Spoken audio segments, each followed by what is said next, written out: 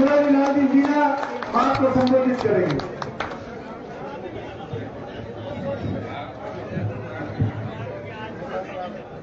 Congress party जिंदाबाद, Congress party जिंदाबाद।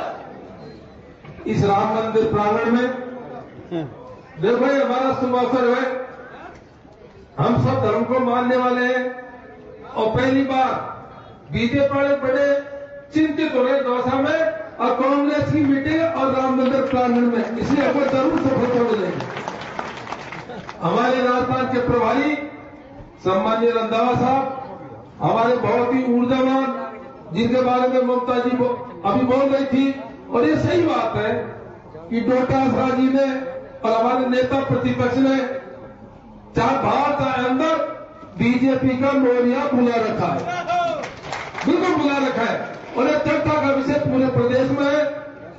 साथ में पधारे हुए हमारे बस्ती के विधायक लक्ष्मण जी, डीआर कठड़ा जी, सम्मानीय ममता भूपेश जी, हमारे भाई सोलंकी जी और भाई कमल जी पीसीसी सदस्य, हमारे जिले के अध्यक्ष जी, सभी हमारे प्रधान, सभी पीसीसी सदस्य, सभी ब्लॉक अध्यक्ष, सभी मंडल अध्यक्ष और सभी भाई संभावित प्रत्याशी हो, मीडिया के बंधुओं, साथियों, दौसा लोकसभा है और हमें कांग्रेस के ऊपर गर्व है कि यह बहुत लंबा सफर पंडित नंदकिशोर जी ने, स्वर्गीय राजेश पायलट जी ने, सचिन पायलट जी ने तय किया और उन्होंने पूरे देश में एहसास करा दिया अब लोकसभा का सदस्य होता क्या है। उन्होंने दबा के काम किए, लेकिन दुर्भाग्य से जब से परिश्रम हुआ पायलट साहब ऐसे शिफ्ट हो गए। लगातार हम 3 चुनाव हार गए और तीनों चुनाव में जो लोकसभा के प्रत्याशी हमारे जीते थे, जनता में पता ही नहीं है कि सांसद भी होता है क्या।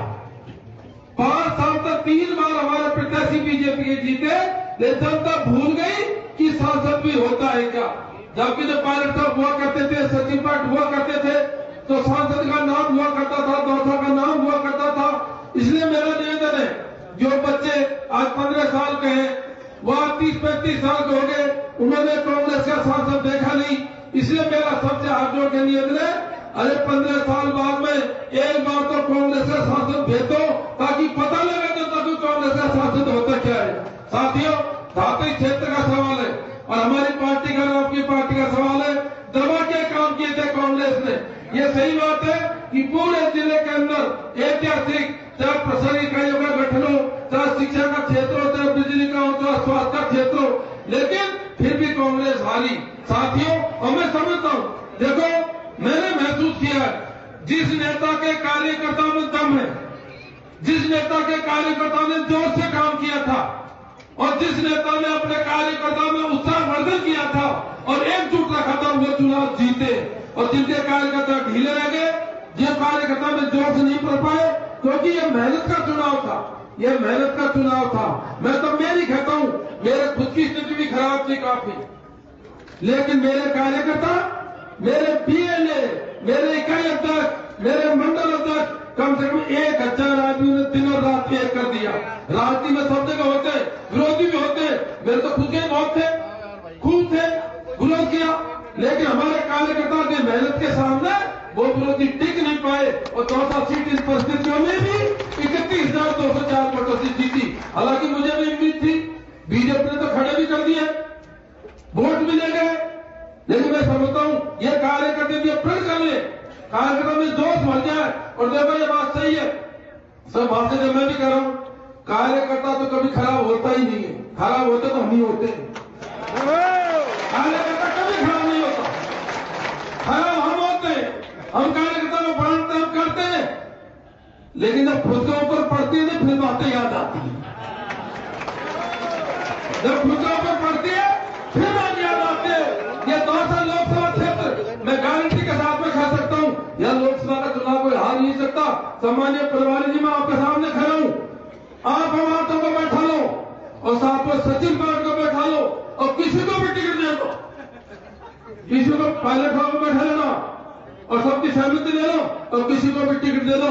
ये गारंटी के साथ में कहता हूं, ये कार्यकर्ता ये 200 सीट को बहुत भारी बहुमत से जिताएंगे, बहुत भारी बहुमत से। अरे अपने काम किए और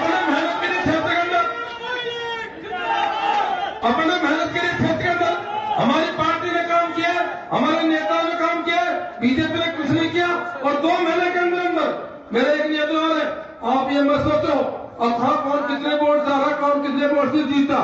ये 2 महीने में जनता का मूड पूरी तरह बदल चुका। जनता परेशान है पूरे क्षेत्र के अंदर, विशेषकर जो सबसे ज्यादा परेशान हमारे क्षेत्र की जनता या गरीब किसान है, गांव के लोग हैं, या 28% एसटी है और 23% एससी है, बाकी ओबीसी है। वो ट्रैक्टर, धंधा, बदली, पानी, मिट्टी, ढेला, इससे काम चलाते, पानी नहीं है। जब से सरकार आई है सबके धंधे चौपट है, सबके रोज दौसा शहर के अंदर 5000 आदमी आते हैं चौपाटी पे, बिना धंधे वापिस चले जाते हैं। हमारी एक योजना को बंद कर दिया गया तरीके से, इसलिए पूरी जनता इंतजार में है। आपने सही सिलेक्शन कर दिया और सही टिकट दे दिया, एकजुट हुए। और मैं तो कहता हूं सही है, ये सब एकजुट हो जाए, पायलट साहब को साथ में ले लो, आप जिसके पत्थर के भी मोहर लगा देना उसको जिता के देंगे। क्या बात करते हैं? जिता के देंगे, वैसा पत्थर पत्थर जितेगा।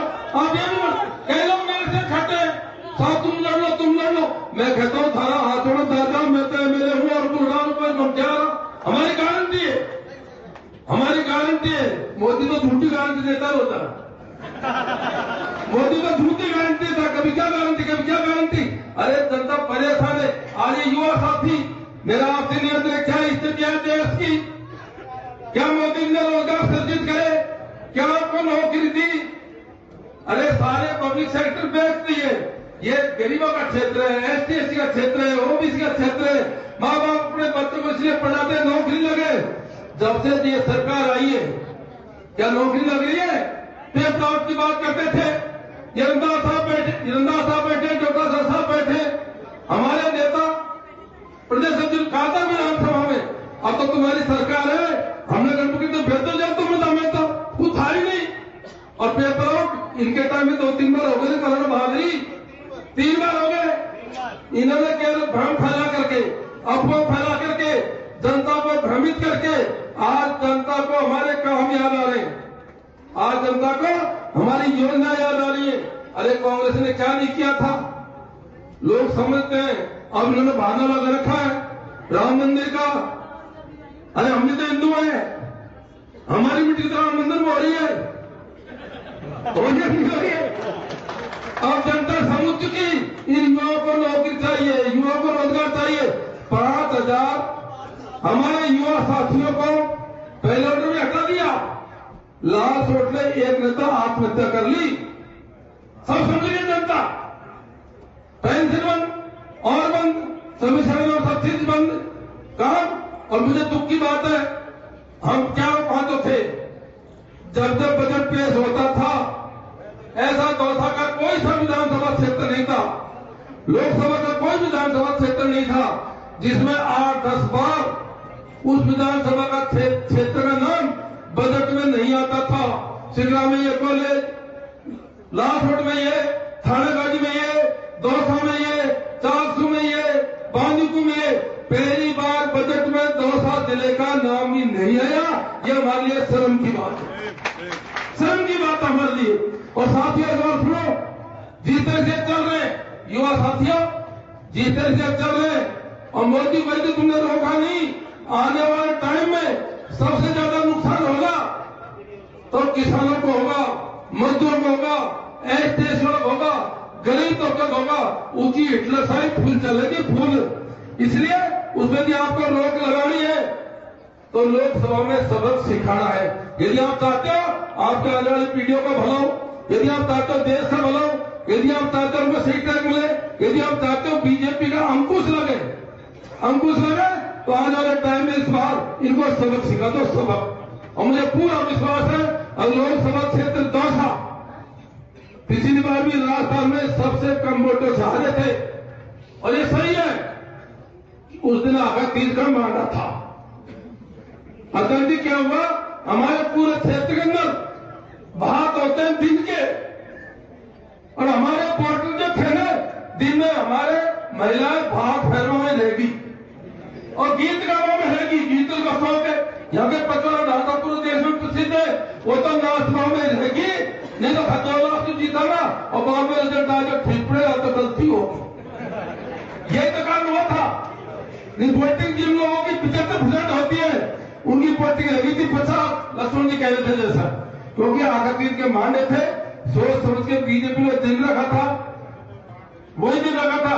अब भैया दिन में भाग होते हैं। यहाँ कांग्रेस का क्षेत्र है, विधानसभा में होगी कोई होगी, तो बात है कार्यकर्ता कहीं नाराज हो जाते हैं। कार्यकर्ता को खिलाफ वोट नहीं दिया है।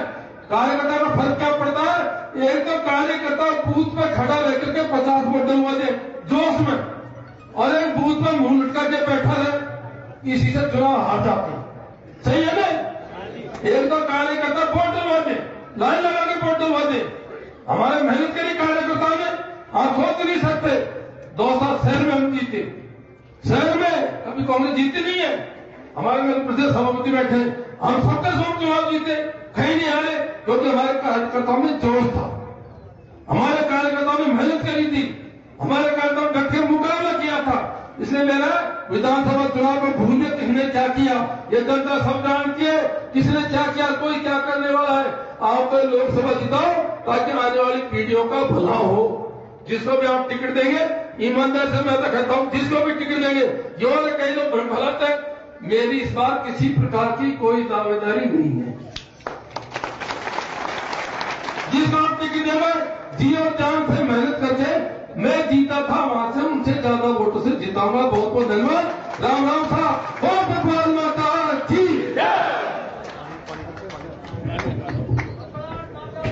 बहुत बहुत धन्यवाद। और मैं हमारे उस व्यक्तित्व को, उस प्रतिनिधि को आमंत्रित करता हूं जो विधानसभा, राजस्थान की विधानसभा में बड़ी जनता से हमारी बात